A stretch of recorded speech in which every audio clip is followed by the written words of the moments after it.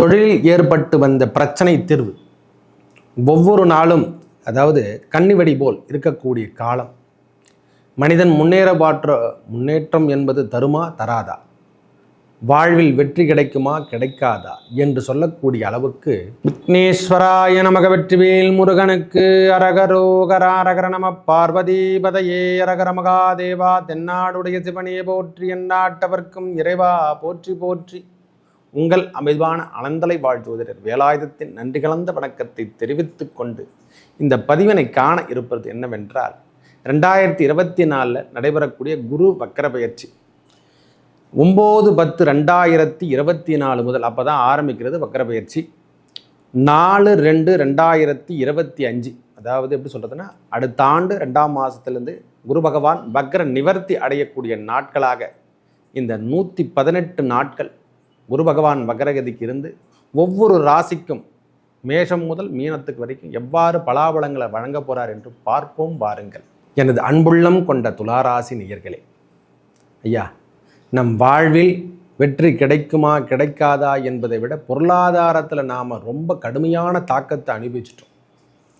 சொல்லப்போனால் உறுதியாக சொல்லணும்னா அதிகப்படியான துன்பத்தை அனுபவித்த இந்த 12 ராசிகளில் முதன்மை ராசி என்று சொல்லக்கூடிய அளவுக்கு, அதாவது ஏழரைச்சனியே இல்லை, இருந்தாலும் அவங்களுக்கு அஷ்டமத்து சனி கூட கிடையாது, இருந்தாலும் பரவாயில்லை என்ற அளவுக்கு கூட இல்லாமல், ஏன்னா கிரகங்கள் ஒருத்தர் கூட சரியான நிலைமையில் அமராமல் ரொம்ப கடுமையான தாக்கத்தை அனுபவித்தாங்க.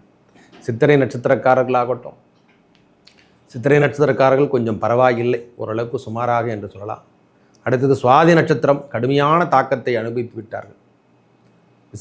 விசாக நட்சத்திரத்தை பொறுத்த வரைக்கும் இனிமேல் அந்த பிரச்சனையிலிருந்து அவங்க விடுபடக்கூடிய காலம்.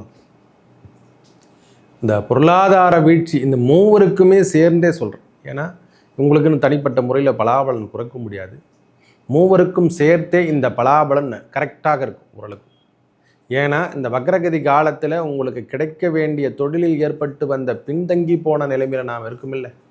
ஒருத்தரை நம்பி நாம் வேலை செஞ்சோம், இல்லைன்னா ஒரு பொருளை முதலீட்டு போட்டு அதுலேருந்து நாம் பாடடைந்து, அதாவது ஒரு பொருளை நாம் முதலீடு ஒரு வண்டியோ வாகனமோ ஏதோ ஒன்று வாங்கியிருப்போம், ஒரு சரிங்க பரவாயில்ல நாம் இதில் முன்னுக்கு வந்துடலான்னு சொல்லிட்டு அதுக்கு ஆசைப்பட்டு நான் பண்ணோம் முதலீடு செய்திருப்போம், அதில் வீழ்ச்சி அடைந்து ரொம்ப கடுமையாக வீழ்ச்சி அடைஞ்சிட்டு ஒரு 6 வருஷமாக 7 வருஷமாக கூட சொல்லலாம். இந்த துளாராசிக்காரங்க நிறையா சரியாகவே இல்லைன்றது. அவங்களுக்கு அந்த விழிப்பாக காலம், அந்த விழிப்புணர்வு தரக்கூடிய காலமாக இந்த காலம் அமையப்பெறும். இந்த 118 நாட்கள் இந்த பாசிட்டிவ்ன்றாலும் நெகட்டிவும் இருக்குது இதில், நான் இல்லைன்னே சொல்லலை. ஒரு மனிதனுடைய தன்மையை இப்போ தான் மீட்டெடுக்கக்கூடிய காலமே வருது. ஏன்னா கடுமையான தாக்கத்தை அனுபவிச்சிட்ருக்காங்கல்ல, இந்த காலத்தை மீட்டெடுப்பதே பெரிய விஷயம். இவங்களுக்கு அதிலேருந்து மீண்டு வர்றதே ஒரு பெரிய காலமாக தான் இந்த காலத்தை அமையப்பெறும். 9/10/2024, 4/2/2025 118 நாட்கள் அவங்க வாழ்வில் இன்பம் தருமா, ஓரளவுக்கு இன்பம் தரக்கூடிய காலமாகவும், அதாவது இவங்க பிரச்சனையிலேருந்து இவங்க வெளிவருவாங்களா, கண்டிப்பாக துன்பத்திலேருந்து விடுதலை பெறுவார்கள் ஐயா. நோய் நொடியும் அவங்கள சும்மா தொந்தரவு பண்ணும் சாமி, இருக்கிற உண்மையை சொல்லிடுறேன். அப்பப்போ உடல் உபாதை கொடுத்து கொண்டே இருக்கும். ஏன்னா 8ஆம் இடத்துல குரு பகவானுடைய வக்ரகதி காலம் என்பது நோய் நொடியை கொடுத்து உங்களுடைய பிரச்சனையிலிருந்து விடுபடுவது. என்னென்னா அந்த காலமெல்லாம் முடியணும், அது வரைக்கும் அந்த நோய் நொடியெல்லாம் தாக்கம் என்பது ஒரு வாரம் நல்லா இருக்கிற மாதிரி தெரியும், அப்புறம் பார்த்தா ஒரு வாரம் ரொம்ப கடுமையான தாக்கத்தை அனுபவிப்பீங்க. உடல் உபாதைகள் கொடுத்து கொண்டே இருக்கும். ஏதோ பில்லி சூனியம் செய்தார் போலேயே நம் வாழ்வில் காணப்படும். நல்ல ஒரு வாரதானம், நல்ல தனலாபம் கிடைக்கும், தனவரவு அதிகரிச்சுருக்கும். சந்திரனை நம்ம தொடும் பொழுதெல்லாம் எந்த தொந்தரவும் கிடையாது. சந்திரனை விட்டு நாம் தாண்டும் பொழுது, அதாவது நம்ம ராசிக்கு 7ஆம் இடத்துக்கு இருக்கிற வரைக்கும் எந்த தொந்தரவும் கிடையாது. நம்ம ராசிக்கு 7ஆம் இடத்தை தாண்டிட்ட பிறகு சந்திரன் ரொம்ப கடுமையான தாக்கத்தை கொடுப்பார் நம்மக்கிட்ட வர வரைக்கும். சந்திர பகவான் அந்த 5 நாட்கள் நாம் கடுமையான தாக்கத்தை அனுபவிப்போம். வீட்லேயும் சரி வெளியிலையும் சரி இந்த மாதிரி துன்பத்தெல்லாம் அனுபவிச்சும் இல்லை. அந்த துன்பமெல்லாம் கொஞ்சம் கொஞ்சமாக படிப்படியாக மாறுவதை கண்கூடாக பார்க்கலாம். ஒவ்வொரு நாளும் துயரத்தை தான் நம்ம எண்ணிட்டுருக்கோம். இவர்கிட்ட கேட்டால், இந்த ஜோசிகார்கிட்ட கேட்டால் சரியாயிடுமா, அடுத்த ஜோசிகார்கிட்ட போயிடலாமா, இல்லை அந்த கோயிலுக்கு போனால் சரியாயிடுமான்னு எல்லாமே எண்ணி பார்த்து தான் இருப்போம். எல்லாரும் ஒவ்வொன்றும் நல்லதான் சொல்லுவாங்க. அவர் ஒவ்வொரு பண்டிதரும் ஒவ்வொரு ஜோதிடரும் ஒன்றும் தவறான விஷயத்தை உங்ககிட்ட பிறக்க போகிறதில்லை. ஏன்னா அவங்களால ஒன்றும் 10 லட்சமோ 20 லட்சமோ அவங்க ஒன்றும் சம்பாதிக்க போகிறது. ஏதோ நீங்கள் கொடுக்கின்ற தட்சணையை அவங்களும் வாங்கிட்டு தான் போகிறாங்க. அதனால் அவங்கள மேலே குறை சொல்லாதீங்க. நம்மளுக்கு கிரகங்களுடைய நிலைமை சரியில்லை, சற்று காலங்கள் இதுக்காக பொறுத்து தீரணும். இந்த காலம் வந்த பிறகு உங்களுக்கு வக்ரகதி காலத்தில் மிதமமாக, அதாவது தொந்தரவு தரக்கூடியாத அளவுக்கு உங்களுக்கு துன்பம் என்பது வரவே வராதையா. இதுக்கு முன்னே சும்மா தொடர்ச்சியாக துன்பத்தை அனுபவித்து ஒவ்வொரு நாளும் புலம்பாத நேரம் கிடையாது. ஒரு 2 மணி நேரமாவது தனியாக இருந்து புலம்பி புலம்பி தள்ளியிருப்பீங்க. எங்கன்னா மரத்துக்கிட்டேயோ ஒரு செடிக்கிட்டேயோ பேசியிருப்பீங்க. எங்கன்னா போய் ஒரு கண் தூண் பக்கத்தில் இறைவனிடத்துலையோ, அல்லது அதாவது இறைவனிடத்தில் 24 மணி நேரம் முருகா எனக்கு நல்ல ஒரு வழி கிடைக்கிறதா, முருகா எனக்கு ஒரு நல்ல சிந்தனை கிடைக்காதா, நல்ல ஒரு வழி காட்ட மாட்டியா அப்படின்னு நினைக்கக்கூடிய காலம் துளாராசிக்காரங்க. எங்கு சென்றாலும் தடை, கடன் பிரச்சனை, நோய் பிரச்சனை. சற்று காலம் சரியில்லாதால நாமளும் அந்த கைவிட்டு போயிட்டோம். சொன்ன சொல் மீறக்கூடிய காலங்கள்லாம் நம்மளுக்கும் ஏற்பட்டுச்சு. இது உறுதி, இது அப்படி தான் இருக்கும். அந்த காலம் சரியில்லாத ஒரு காலம்தான், நான் ஏற்றுக்கொள்கிறேன். ஆனால் மற்ற கிரகங்கள் கொடுக்கக்கூடிய பலாபலங்களை நாம் எண்ணி பார்க்கணும். உங்களை பொறுத்த வரைக்கும் குரு பகவான் ஒருவர் உங்களுக்கு பாதகாதிபதியாக இருந்தாலும் அவர் 8ஆம் இடத்துல இருந்து தனவரவு, அதாவது ரெகுலராக உங்களுக்கு தனவரவு கொடுத்துன்னு தான் இருக்கார். தயவு செய்து இந்த நோட்டம் எல்லாம் இந்த வக்ரகதி காலம் வரும் வரைக்கும் தான் நம்மளுக்கு இந்த தொந்தரவுலாம். இந்த வக்ரகதி காலம் வந்த பிறகு உங்களுடைய வாழ்க்கை தரம் இந்த 118 நாட்கள் துளாராசிக்காரங்க என்னென்னா நினைங்க. நீங்கள் எதை வேணால் எடுத்துங்க, நீங்கள் எப்படி தான் போங்க. உங்கள் வாழ்வில் சின்னதாக ஒரு மாற்றத்தை கொடுக்க தான் போகிறார் இந்த வக்ரகதி காலத்தில். அது திருப்பி விட்டுடுவார். இந்த மடையை ரொம்ப கடுமையான தாக்கத்தை அனுபவிச்சு இந்த மடையை கொஞ்ச நாளைக்கு இந்த 118 நாட்கள் அப்படி திருப்பி விட்டுருவார். மெதுவாக போட்டோம் அப்படின்ற மாதிரி ஒரு மிதமான சூழ்நிலை நம் வாழ்வில் நடைபெறும்.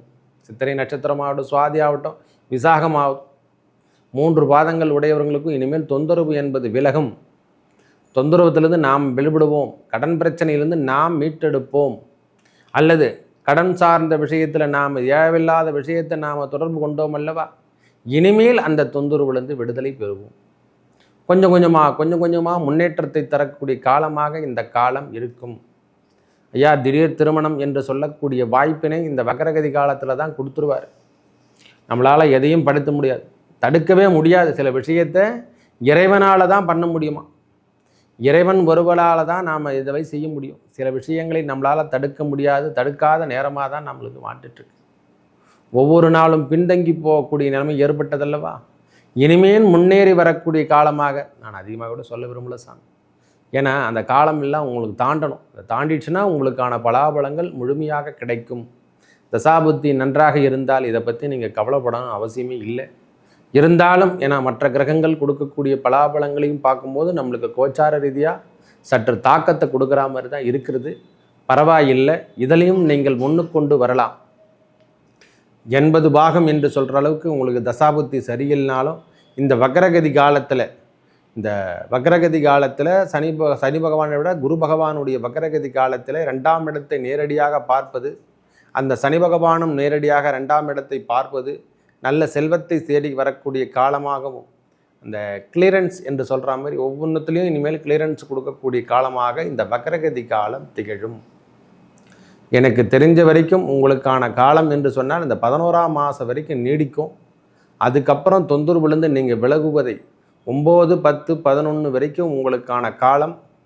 9ஆம் மாதம் ஆரம்பித்து 10ஆம் மாதம் 11ஆம் மாதம் வரைக்கும் துளாராசிக்கு சின்ன சின்ன தொந்தரவுகள் இருக்க தான் செய்யும்.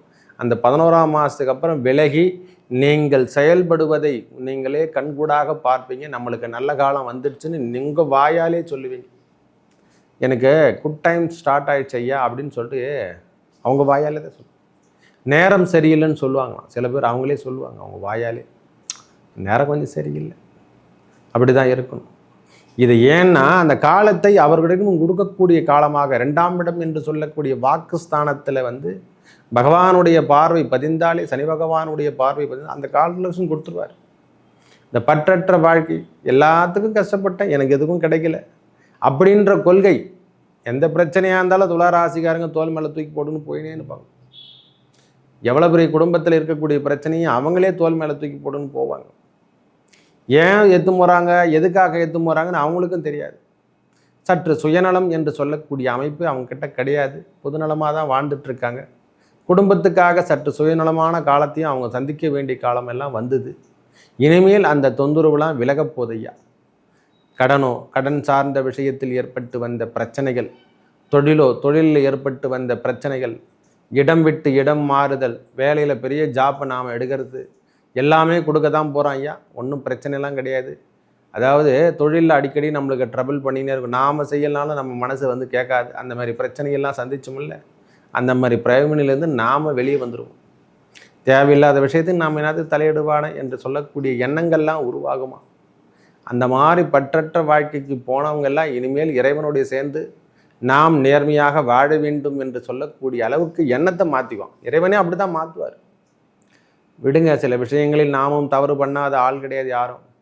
ஏன்னா சொல்ல நாம் மீற முடியாது. நாம் கொடுத்த வாக்கு அவ்வளோதான். கொடுத்தனா கொடுத்துருவோம், இல்லைனா உயிரை கூட கொடுத்துருவோம். அது மாதிரி ஆள் நம்ம உயிரை, அதாவது யாருன்னா வந்து உதவின்னு கேட்டால் உயிரை சார்ந்த விஷயமா இருந்தால் கூட தேட்டு கொடுத்துருவாங்க. அவ்வளோ நல்ல உள்ளங்கள் இந்த துளாராசிகாரங்க. எண்ணங்கள் பூர்த்தி செய்வதும் இனிமேல் தண்டனை என்று சொல்லக்கூடிய அமைப்பிலிருந்து விடுதலை பெறுவது, செய்யாத குற்றத்துக்கு தண்டனை அனுபவித்த காலமெல்லாம் தாண்டி விட்டது. அந்த செய்யாத குற்றம், நாம் வண்டி வாங்கிட்டு அதில் பிரச்சனை பண்ணி பொறுத்து, இடம் வாங்கிட்டு அதில் ப்ராப்ளம் பண்ணி பொறுத்து, நம்பிக்கை துரோகம், இதெல்லாம் வந்து சந்திச்சாச்சு துளாராசிகாரங்க. இப்போ இடம் விட்டு இடம் மாறக்கூடிய காலமாகவும், இடம் விட்டு இடம் கண்டிப்பாக மாறிடுவாங்க ஐயா. இனிமேல் அந்த இடத்துக்கு செல்லும் பொழுதெல்லாம் அவங்க இல்லறத்துலேயும் சரி, அந்த வேலை சார்ந்த விஷயத்துலேயும் சரி, நிம்மதி என்று சொல்லக்கூடிய அளவுக்கு அவங்களுடைய வாழ்க்கை தரம் இருக்கும். என்னை பொறுத்த வரைக்கும் இந்த 118 நாட்கள் இன்பம் தரக்கூடிய நிகழ்வுகள் நடக்கப் போகிறது துளாராசிக்கு. அதாவது இன்பம் தருவதை விட கடினமான சூழ்நிலை என்பது இல்லை என்று கூட சொல்லலாம். ஒரே வார்த்தை சொல்லப்போனால் அவங்க வாழ்வில் இனிமேல் துன்பம் என்பதை விட திடமான அளவுக்கு அவங்களுக்கு உறுதியான எண்ணங்களும் செயல்களும் உருவாகிவிடும் என்று சொல்லக்கூடிய அளவுக்கு எண்ணத்தை பூர்த்தி செய்து விடுவார். இனிமேல் அவங்க கீழ்மட்டத்துக்கு செல்கிறாங்களோ இல்லையோ, நான் செய்த தவறை திருத்திக் கொள்கிறேன் என்ற அளவுக்கு அவங்களுக்கு எண்ணங்கள்லாம் வந்துடும். இனிமேல் அவங்கள போக மாட்டாங்க, அந்த அளவுக்குலாம் போக மாட்டாங்க. கடன் சார்ந்த விஷயத்திலே அவங்க தலையீடுலாம் இருக்காது. அதிகமாக தூக்கி போட்டு இருக்கிற வேலையை மட்டும் பார்ப்பாங்க. தேவையற்ற எண்ணங்களும் தேவையில்லாத பேச்சுக்களும் பேசிவிட்டு நாம் துன்பத்தை அனுபவித்து விடுறோமில்ல. என்ன கோபம் கொஞ்சம் ஜாஸ்தி, அதை மட்டும் குறைச்சிக்கினா போதுமானது. அதனால் ஏற்படக்கூடிய பின்விளைவுகள் எக்கச்சக்கமாக ஸ்டேஷன் கேஷன் எல்லா இடத்துக்கும் போயிட்டுருப்பாங்க. கோர்ட்டு வரைக்கும் கூட போயிருப்பாங்க. பிரச்சனைன்னு வந்துட்டால் இவங்க எத்து போட்டுன்னு தோல் மேலே தூக்கி போட்டுன்னு போகக்கூடிய ஆட்கள் தான். அதிலிருந்து விடுதலை பெறக்கூடிய காலம் சற்று காலங்கள் பொறுத்து கொள்ளுங்கள். இந்த குரு பகவானுடைய வக்கரகதி காலத்தில் உங்களுக்கு மேன்மை தரும். தனவரவு அதிகரிக்கும். இந்த நிரந்தர செல்வமோ அல்லது திடீர் ஜாக்பாட் என்று சொல்கிற மாதிரி எதனா ஒரு வீடோ வசதியோ எதனா வாய்ப்பினை நம்மளுக்கு இறைவனே தந்தருள்வார். லாட்டரி யோகம் என்று சொன்ன கூட சொல்லலாம். எனக்கு தெரிஞ்ச வரைக்கும் அவையெல்லாம் கிடைக்கப்பெறும். கொஞ்சம் சற்று பொறுமையோடு இருங்க. மனதில் இருந்து வந்த பிரச்சனைகள்லாம் விலகும். நோய் நொடிகள் விலகும். நோய் நொடிக்கெல்லாம் கொஞ்சம் அதிகப்படியாக கொடுத்துட்டு தான் அதுக்கப்புறம் தான் நிவர்த்தி செய்வார். தோட நம்மளை தொந்தரவு பண்ணாது. வக்கர நிவர்த்தி அடையும் போது நோய் நொடி என்பது எங்கே போச்சு ஏது போச்சுன்ற அளவுக்கு பிபி ஆகட்டும், சுகர் ஆகட்டும், எதன்னா இருக்கட்டும், நம்ம வாழ்வில் தடை என்பது இல்லை. லோனில் பிரச்சனை ஏற்பட்டால் அந்த லோன் பிரச்சனையெல்லாம் சரி செஞ்சிருவீங்க. இதுக்கப்புறம் கடன் வாங்கக்கூடாதுன்னு முதல்ல எண்ணம் வரும். கடனை திருப்பி கொடுத்துடலாம், எல்லாருக்கும் பதில் ஒழுங்காக சொல்லுவோம் அப்படின்ற ஒரு எண்ணங்கள் தீர்த்திடியும். மனதில் ஒரு நல்ல நிகழ்வுகள்லாம் நடக்க போதுமா. ஒவ்வொரு நாளும் நல்ல ஒரு அமைப்பினை பெற போகிறீங்க துளாராசிக்காரங்க. கொஞ்சம் பொறுத்து கொள்ளுங்கள். இந்த வக்கரகதி முடியும் தருவாயில் உங்கள் வாழ்வில் புதிய மாற்றங்கள் ஏற்படும். ஒரே வார்த்தை சொல்லப்போனால் இந்த வக்கரகதி காலத்தில் உங்களுக்கு புதிய மாற்றங்களை கொடுத்துட்டு நிம்மதியாக நீங்கள் வாழ போகிறீங்க. உங்கள் வாழ்விலும் புதுவிதமான எண்ணங்களும் தோன்றப்போது புதிய வாழ்க்கை துணை கிடைக்க போகிறது. அதுக்கான ஆதாரங்கள் செட் ஆகிடும். அதுக்கான அலையன்ஸ் வந்துடும். நம்மளுக்கு எல்லாமே கண்ணுக்கு எதிரில் இருக்கிற மாதிரியே தோணும். நம் வாழ்விலும் இனிமேல் வெற்றி என்பது உண்டு என்று சொல்லக்கூடிய அளவுக்கு உங்கள் மனதில் போராட்டங்கள்லாம் தடுத்து நிறுத்திவிடும். மேலும் நல்லதெல்லாம் நடக்க இறைவன் முருகப்பெருமானையும் அந்த திருத்தணி முருகனை வழிபட ஐயா துளாராசிகாரங்களுக்கு அனைவருக்கும் சொல்கிறேன். இந்த திருத்தணி முருகனை வழிபட கிருத்திகை தோறும் அல்லது சஷ்டி தினத்திலிருந்து முருகப்பெருமானை வணங்கி வாருங்கள். குழந்தை பேரோ அல்லது நம்மளுக்கு திருமணத்தடையோ பிள்ளை பெறுதல் என்று சொல்லக்கூடிய இடம் எதுவாக இருப்பினும் இந்த கடன் பிரச்சனை தீர்க்கக்கூடிய நாட்களாக அந்த சஷ்டி விரதத்தை எடுத்துக்கங்க. இந்த சஷ்டியில் விரதம் இருந்தால் சொல்லணும் அகப்பைக்கு வரணும். இது எல்லாத்துக்கும் பொருந்தும் ஐயா.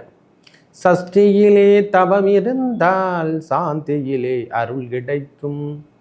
ஏன் அந்த வார்த்தை சொல்கிறேன்னா, நம்மக்கிட்ட எதுவாக இல்லையோ அதெல்லாம் நம்மளுக்கு நிறைவேற்றி கொடுத்துடுவார் அந்த முருகப்பெருமான். எல்லா காலமும் இந்த குரு வக்ரகதி காலத்தில் உங்களுக்கு எல்லாமும் நல்லமும் எல்லா பேரும் கிடைத்து பெரிய லெவலில் வர்றதுக்கான வாய்ப்புகள் தேடி வரும். நன்றி, வணக்கம்.